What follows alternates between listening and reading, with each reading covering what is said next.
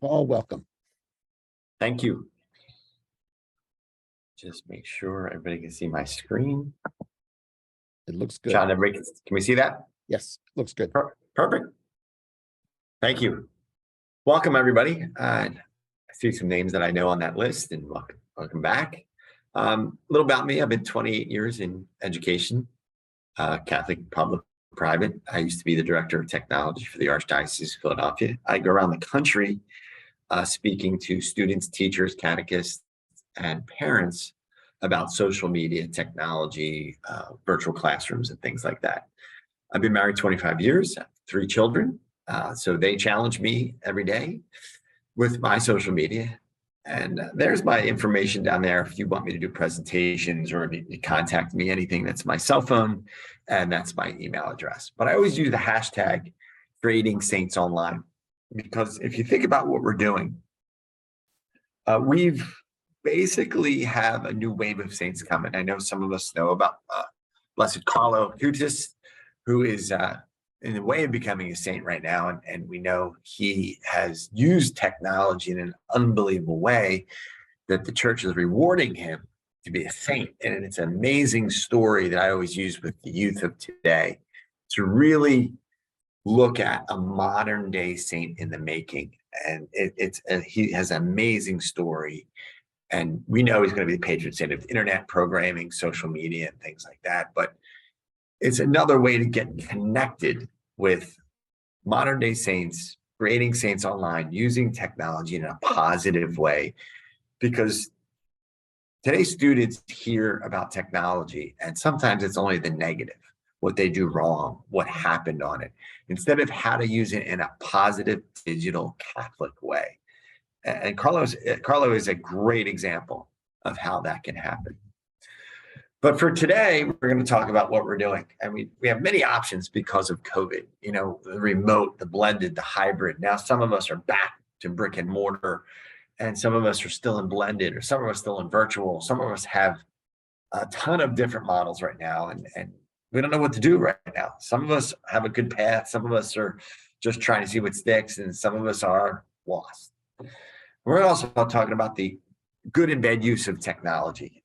What the pandemic and virtual did to a lot of us is force many of our parishes to get internet and connected, and in the church have cameras and things like that. And John and I were just talking about the Northeast, how a lot of the churches in the Northeast don't use projectors and TVs in the church. They just put the camera up and that's it. And then when you go down south to Florida, Alabama, Mississippi, Texas, you see churches with all this technology in it. So I know every area is different, and we're going to talk about that today.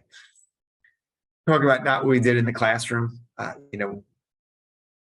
what we did before and what we're doing now is a blend of our best practices. And we got to evaluate what is our best practices of what we can take and what we need to retain from what we did in the past and what we're doing now. The other issue is keeping virtual classroom Catholic. What I saw in a lot of us going to Zoom is we didn't have cross back here when we were teaching. We didn't have prayer corners in houses. We didn't do things that we would automatically have when the students or we were doing faith formation in our parishes or in our schools. We were doing it from home, and we forgot those things we needed to make sure we keep Catholic. The tools are about moving ahead. We're going to talk about social media, and then we're going to take some questions. Probably not going to get to all this because we just have a half an hour, but I'm going to touch on a lot of these things. We know the models we see, all remote. And remote right now is for convenience. And just like right now, we're having a conference. This is great. We have people in different time zones. We're all connected with Zoom. Awesome. But how do we get that connection to blended, to really get people into the parish, get them in their community, celebrating Mass together, using classes to what we need to do in person? Some of us, that blended environment may be better than the remote environment, all remote. Synchronous, asynchronous, that's another thing that I know some people are grappling with, that we're just gonna put all our classes online and not have any communication. They'll fill out modules. If that works for some, that's fine. But what are the benefits? What are the pros? What are the cons? Hybrid, we talk about all in person. Some of us just went back all in person. And again, none of these are wrong. It's what fits the need of your parish and who you're trying to connect with. I know where I am. I'm in the Archdiocese of Philadelphia. Our parishes are mainly contained together. There's not a lot of travel. But you go to Montana or you go to wherever, getting connected is a drive. And so having remote all in person may not be realistic. Everyone says, what do I need to do this? What do I need to do this? This is kind of what you need. If you have a phone or an iPad that's connected to the internet, you can do a lot of these things. So you don't need fancy cameras and computers and laptops and whatever. And as long as you have stable internet or an internet connection and a device like a phone or iPad, you can do the majority of things that took us $10,000, $20,000 to do in the past. Today, you can do it for basically an iPhone. So you may need a little more items. Some of us need a YouTube channel or a Vimeo channel that we can stream things that we're doing. They're free. And that's the nice thing. You create your own YouTube channel, you have your own things. And what we're learning is, we're on this Zoom together. This is great, but in person still has that connection of you have their attention. When you're on Zoom, some of us are now, probably some of us doing this right now, answering their emails, checking their phone, doing other things. And some of us can handle that. Some of us are very distracted and miss the content. So having a YouTube channel to record and put your recordings on so people can go back and rewind learning or snippets of whatever, or what did I miss? That may be a good thing to have. And it's free, easy to use, and you can control who sees your content.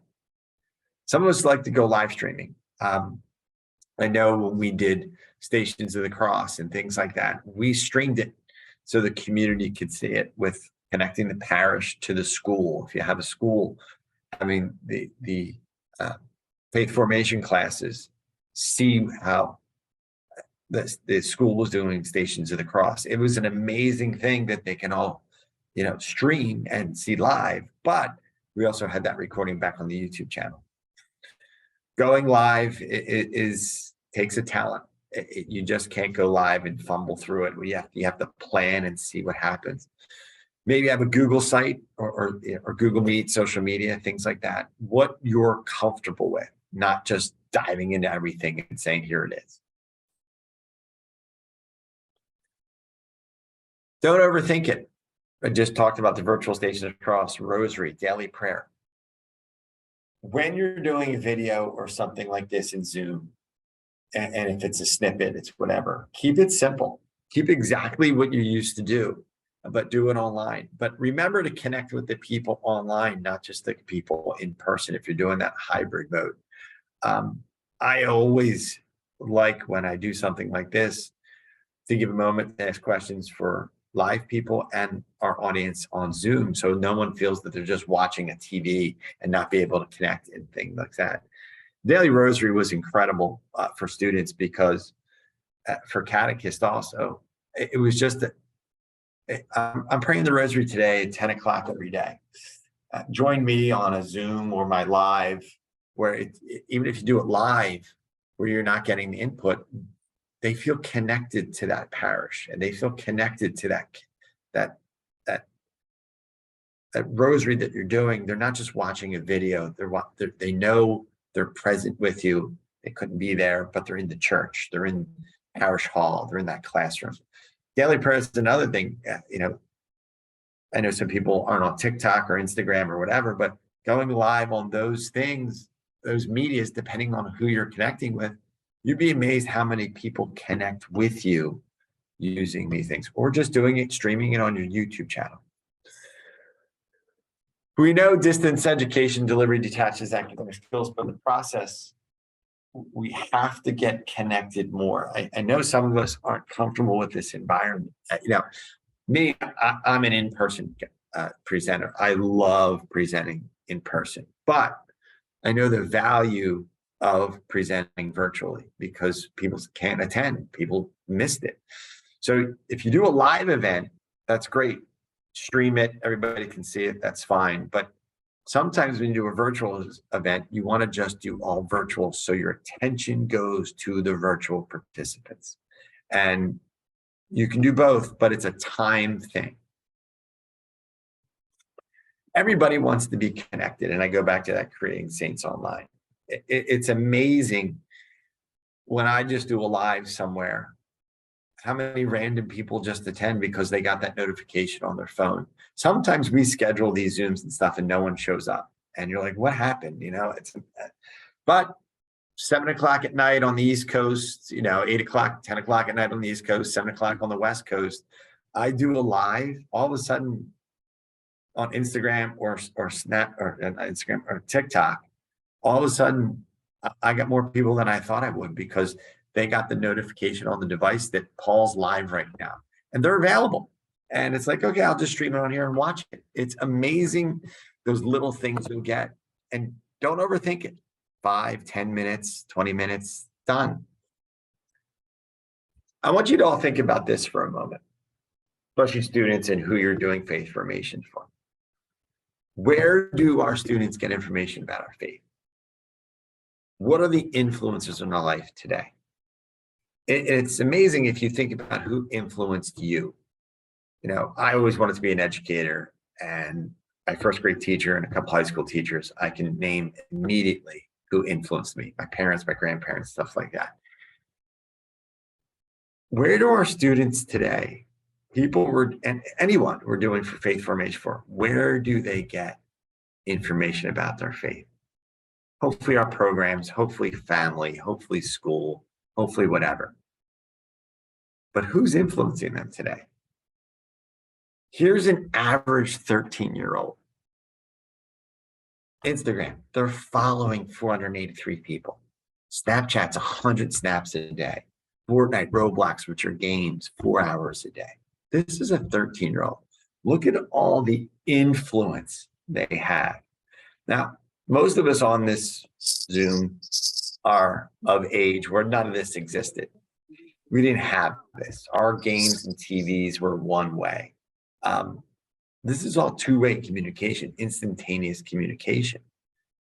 I'm over 50 years old. I barely have 50 friends in my life. This 13-year-old's following 483 people, getting influenced by who they're connecting with on that device. What we're also seeing is a lack of empathy. And empathy on what I do on this device, how is it going to affect the person that I send that message to, that I post that video to? How are we empowering our students to think about, when using this device, how does it affect people? Empathy is missing.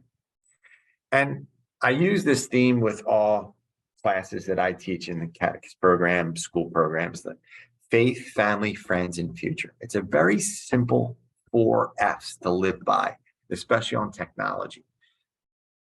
How does this affect my faith?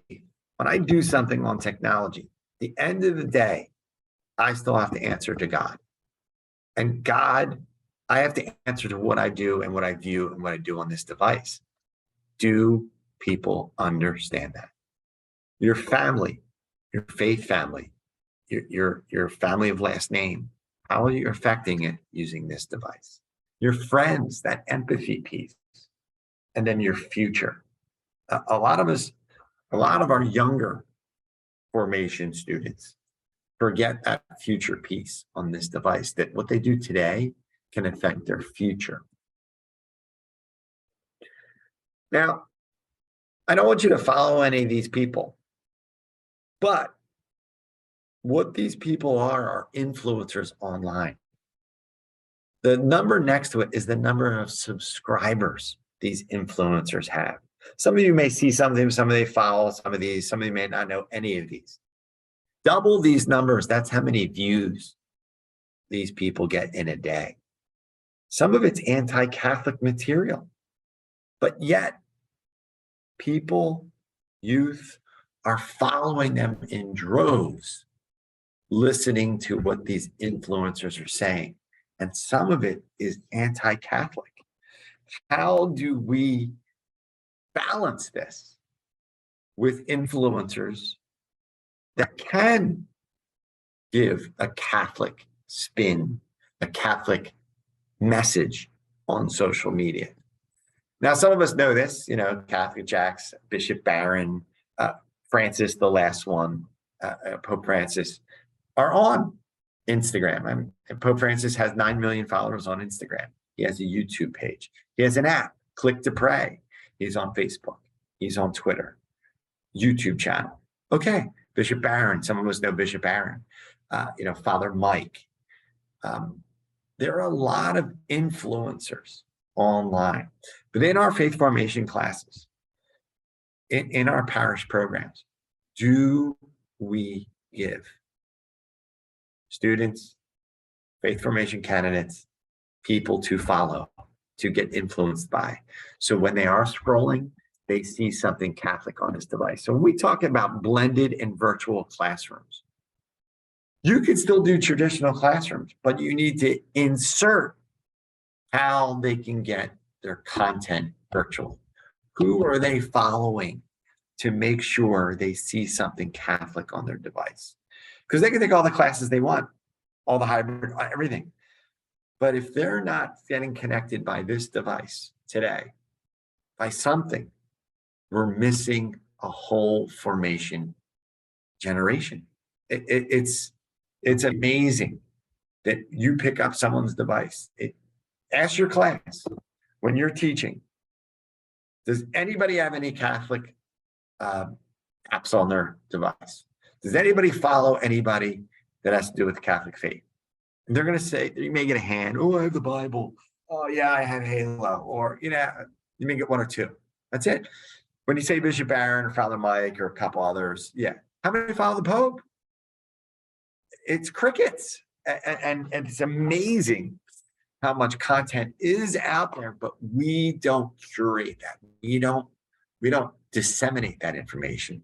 Every day every week, we should give a follower, someone we found that's doing something great online to make sure our students, our formation, it has these people and has something Catholic, because they're influenced out of the church.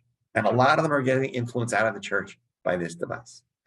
How do we influence them back in the church with this device? So in my parish, we wanted to get more presence on social media. I work with our DR8, and I went to our pastor who has a flip phone. He's not a social media guy. And we were thinking about making a social media account about him. And he's like, there's no way I'm going on the Google. And that was fine. And we understood that. But he had a dog named Lucky. And we made a social media page about Lucky.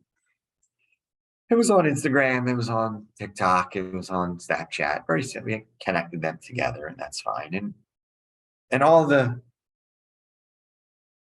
faith formation programs started. The students started following that. The Catholic school students started following that. Parishioners started following Lucky. And what we do with Lucky, we put Lucky in front of the Mary statue. May processions coming up, and we had Lucky in the confessional booth, and he's confessing his sins because but we put little tidbits about the parish, ongoings, and everybody wanted to see where Lucky was.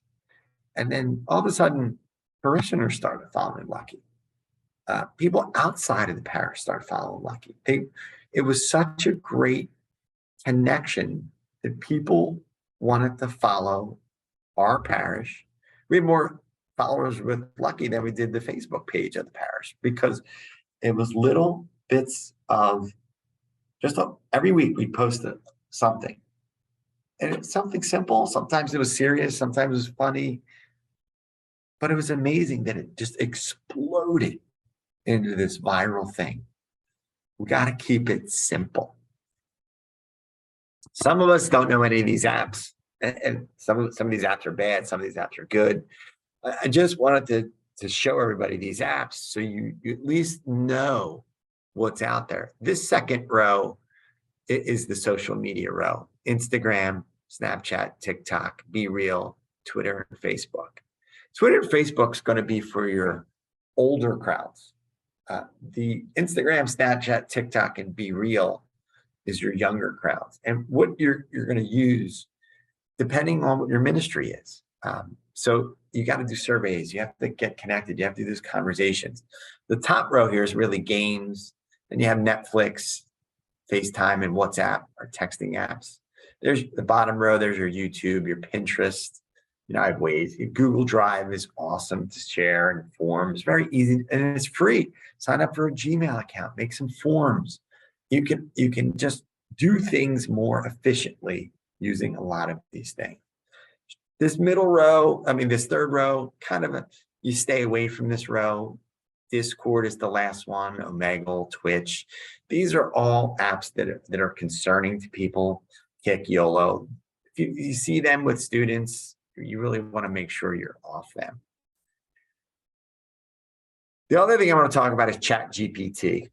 If you're not aware of AI and things going on like that, AI is taking over. Whether you like it or not, AI has a positive and a negative effect on what you do. I would encourage all of you, ChatGPT is just one of these things. ChatGPT, if you're not using this for your ministry, you should take a look at it. And what ChatGPT is just prompts. You put in a prompt. How do I do a Catholic formation class using technology? It's going to give you the answer. It's going to give you the answer. It's going to give you examples. I need 5 bulleted things on the Crusades. Boom, it comes all up. It's not Google. It just takes all the information and gives it to you. I use it for recommendations. I use it for my own job. I use it for everything. Now, people are going to say, sometimes you get a different slant. You can get a negative Catholic result. That's because you're not putting in the proper terms to use ChatGPT. So you got to put in, I need a faith formation Catholic thing. Yeah, and the prompts are amazing. And what you can do here, and on the screen, you'll see, I have prompts, that you can use in ChatGPT or any AI and use these, and it's going to give you examples. When you use Google, you have to search open click. This ChatGPT gives you answers, and you just put another things in. Now, can kids cheat? Can you give things that are different? Yeah, absolutely. But if you're more aware of how you use this and how to use it, you can encourage them to use it in the right Catholic and ethical way to do this. ChatGPT and AI is going to be the new virtual environment we're talking about. Zoom, Google Meet, things like that right now are the present things we're doing. The AI is a whole nother in-service we can do and things like that. But please download ChatGPT or an AI thing, sign up for it, and ask it questions for your position. If you're a DRE, if you're a catechist, if you're a teacher, if you're thinking about, you can use this, because sometimes we struggle where I get this information, where it's a great starting point. It could streamline what you do, and it's absolutely amazing. And there's Carlos. I just want to make sure we bring him up. I always, it's amazing when you would talk about digital Catholic citizens and what we do. And as we all know, Pope Francis just embraced technology. Pleasure seeing him when he's in the World Family Meetings here. He took selfies with every student he could find. And he embraces technology and knows these students, these kids will share this and make sure on their feed is a presence of being Catholic. But moments like this, we miss all the time. Like if you're really trying to get a social media footprint and do things like that, we miss these moments. Take pictures of things that are happening that in our programs that really shine of what we do. I know sometimes we do the accolades, but we miss these moments.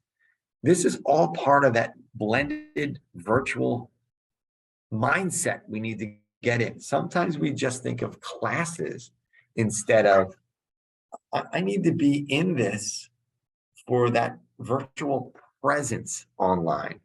You can do brick and mortar, you can do virtual, you can do blended, but if you don't have a presence, we're missing that connection with future Catholics, with getting them connected to the faith. The app I want to talk about also is this Click to Pray. Click to Pray is the Pope's app. It's a little morning prayer, afternoon prayer, evening prayer. I encourage everybody to sign up for it. It should be in all your documents. It should be everywhere. All Catholics should download this app and use it every day because prayer is so powerful. Talk about a virtual environment.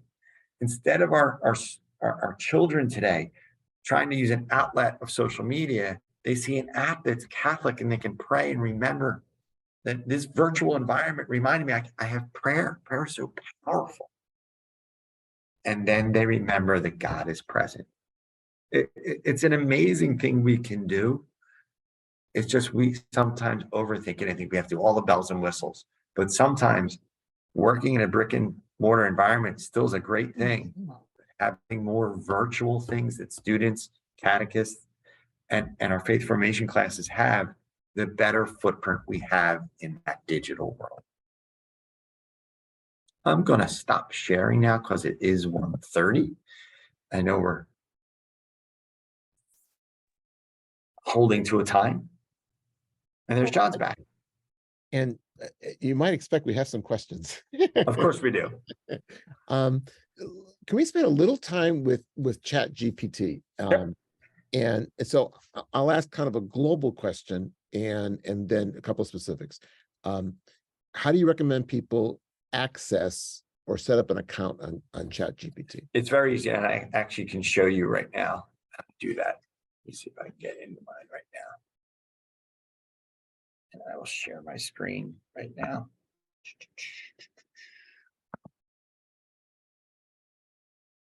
John, can you see that? Yep. Yep. So what you do is just go to log in right there. And I have a Google account. So if you have a Google account, you just sign in with your Google account right there. I will go to my Google account right here. I'll put my password in. Let's see which one. I have so many passwords today. Let's see if this is the one. It is. And I'm in. Okay. And there it is. And I actually have one saved. Virtual catechetical programs, right? So I put this term in, right? And it generates this response for your ideas for making catechetical programs. Here's some ideas. And there it is. I mean, it gives you all these things. I can put in anything I want in this chat right here. The more specific you are with your, and I'll do something with a lesson plan. I need a lesson plan for confirmation.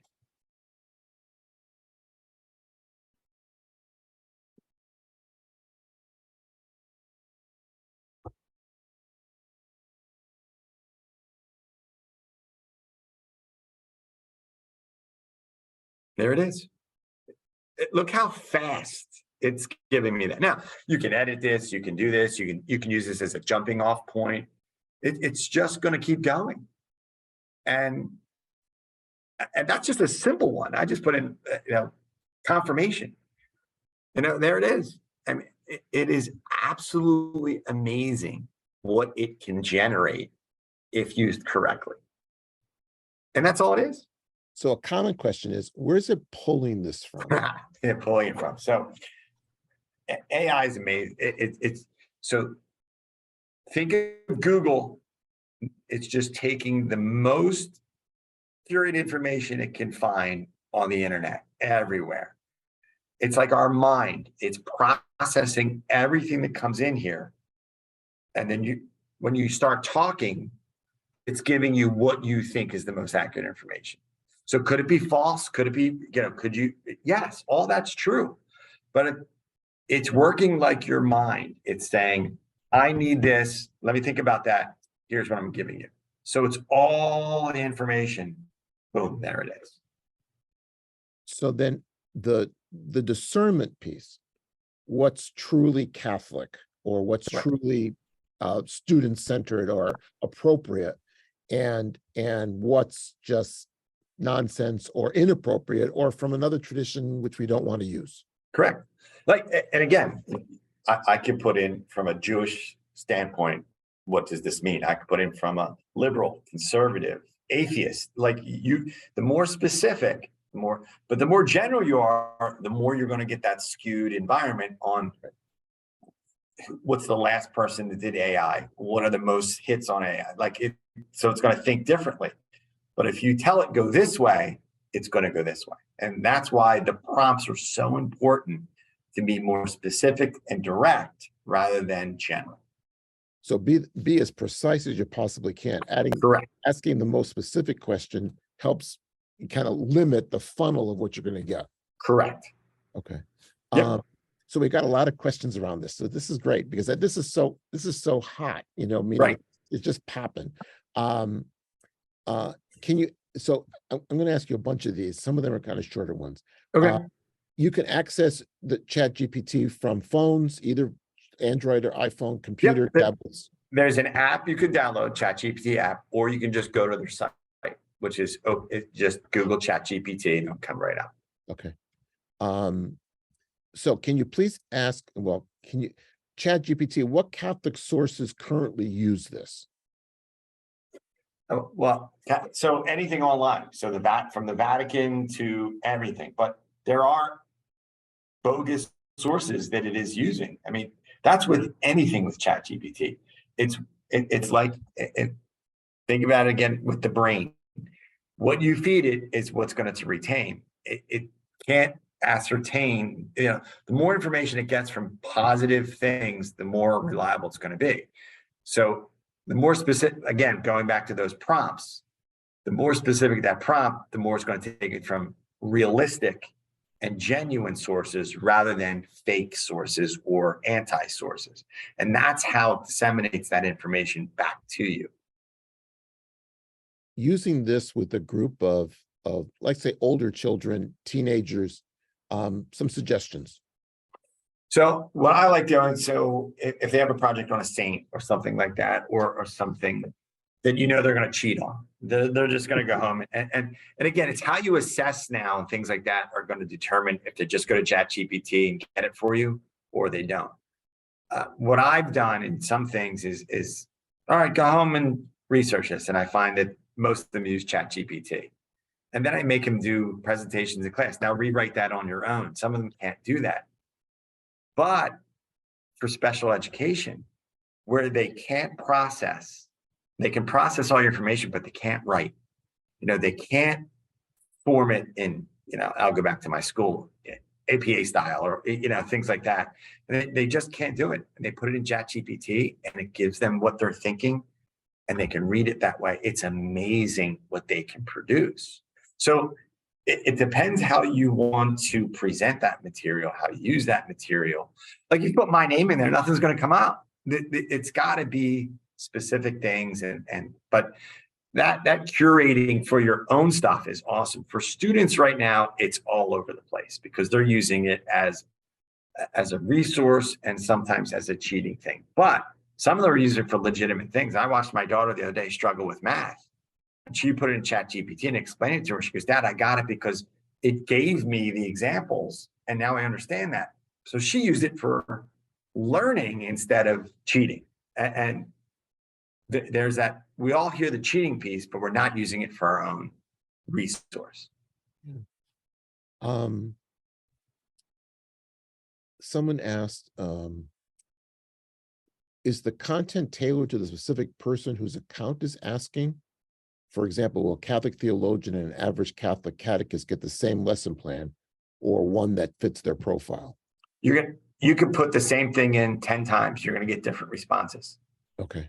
You'll get similar responses, but if you say, give me another one, it's going to give you another one. It's just going to keep regurgitating until you get what you want. Now remember, use this as a guide. You may look at it and say, oh, this is a great starting point. Oh, I don't agree with this. I'm going to change this around. And you make it your own. Some of it's like, this is all garbage. I don't like any of this. Most of it, it's a great starting point for what you need to do. Okay.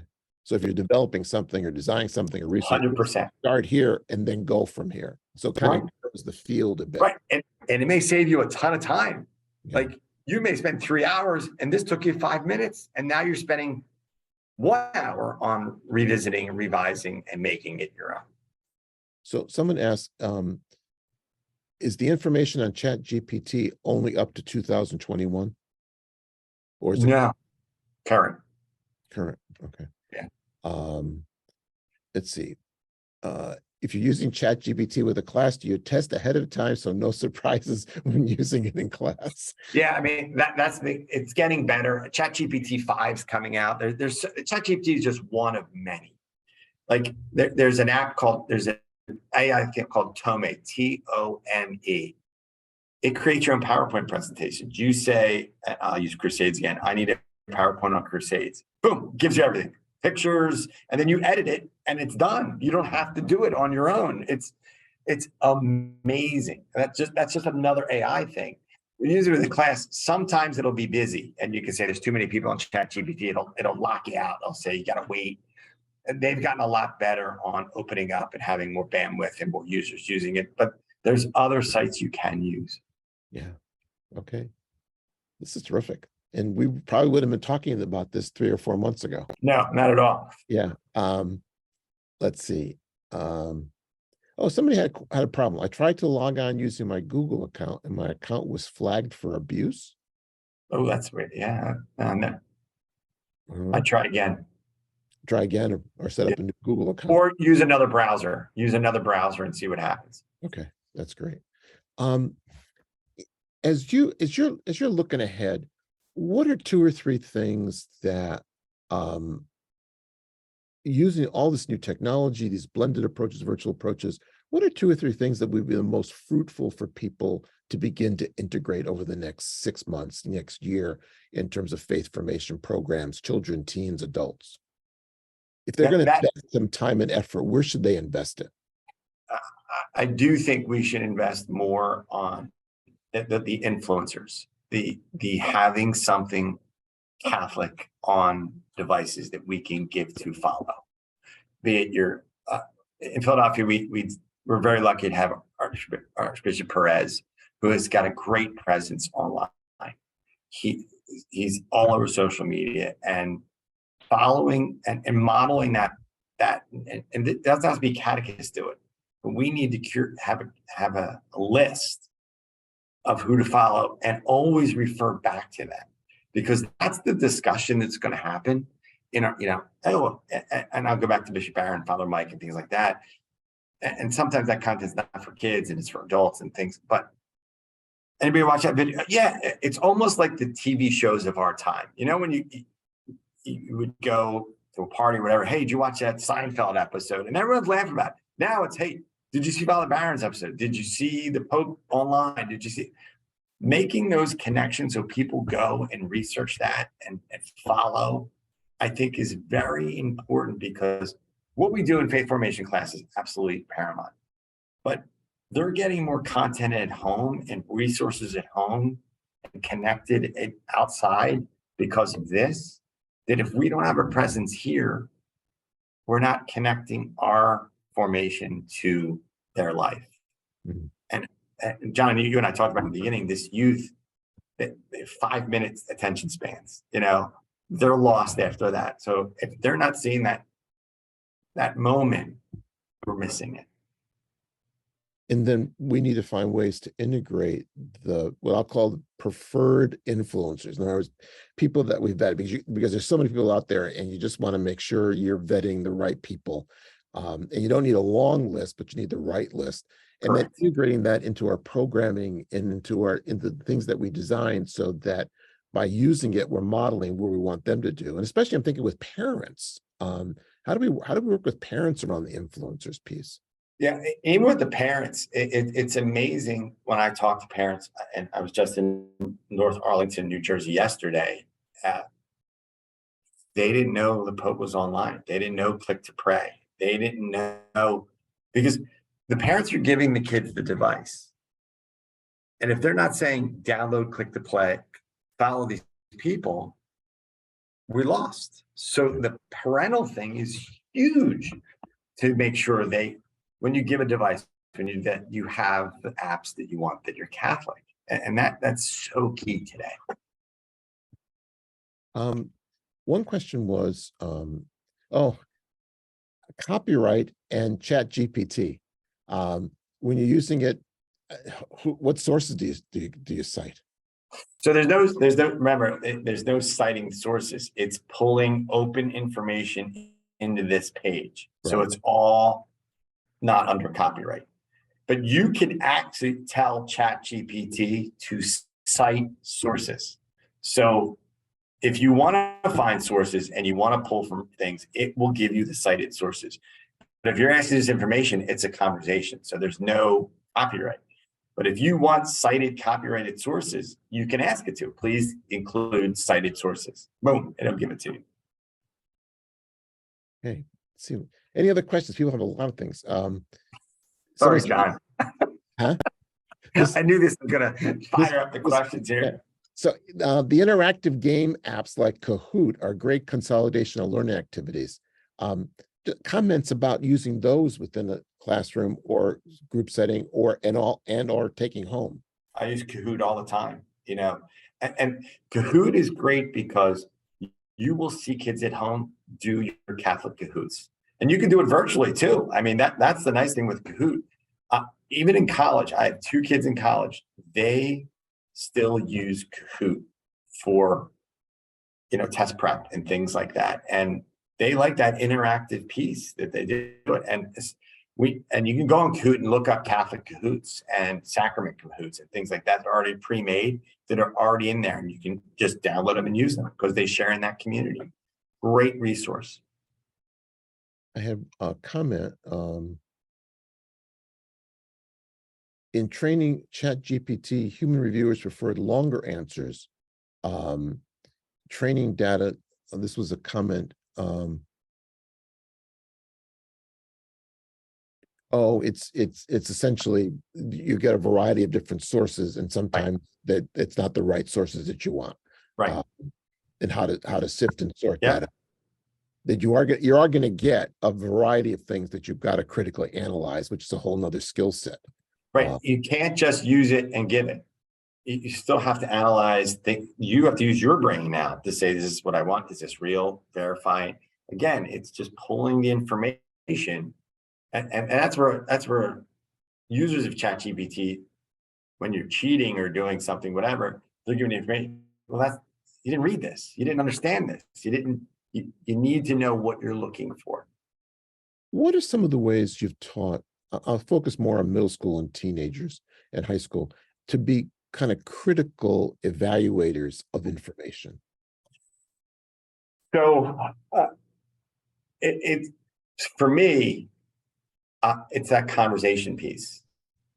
And so when they're giving me information, and if they can't constructively have a dialogue with me, I make them go back and own that material. Like, okay, you did the research, but you didn't give me, you don't understand it. Like, you need to start having more conversations and debating people and making them think about what they're giving, what their name on it. And I love that discussion because, if you go on Facebook today and social media, if you don't agree with somebody, you hate them.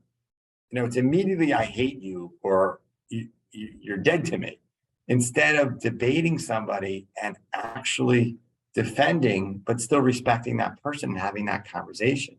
That's how you start critically thinking about things and owning the material, and not just saying, oh, I did my assignment here, I'm done, I'm never doing that again. And especially I'll go back to ChatGPT, when the kids come in with it and then they write it on their own and they start getting the information, and then we start talking about it. They're invested in something that now they understand, not giving it to me because it's a requirement. Any takeaways for us as we wrap up? A very quick, almost hour together. Yeah. AI is going to explode. Keep doing what you're doing. Don't think you have to dive into social media, ChatGPT, whatever. But from the virtual environment, blended, hybrid, whatever, the more you get to know your community, the more you'll figure out which model to use. And again, it's not hard. It's just going to take a shift of a mindset to say we need to do it this way. I can use and use the tools yourself before you say I can do this. Don't feel rushed. Don't feel like there's a ton of resources. Use YouTube also. YouTube has a ton of things. How do I do this on? How do I use ChatGPT for this? And there's YouTube videos all over the place. How do I make a virtual Catholic environment? There's people online that you can watch and use those resources that sometimes we struggle. We don't use what the kids or everybody else is using that we can use at our fingertips. Great. Well, on behalf of all the people who have been watching and will watch, the video recording, and from all of us at NCCL, thanks, Paul, so much for sharing your wisdom and expertise. And we could probably go on for another 3 or 4 hours with no problem. Absolutely. Yeah. So it's changing, but thank you for keeping us current, especially on ChatGPT, Yep. which is in the news. And now we're starting to think about how do we utilize this in our faith formation. So yep. Thank you so much. Pleasure to everybody who is with us. We're going to take a 10-minute break. Don't go anywhere. Just leave your computer going or laptop or tablet. That we'll be back at the top of the hour. Mariette Martineau will be with us for creative methods and approaches with children's catechesis. So just leave that open and we'll be back to you at the top of the hour. Thank you for participating. Again, thank you, Paul, for being with us. Thanks, everybody. See you later.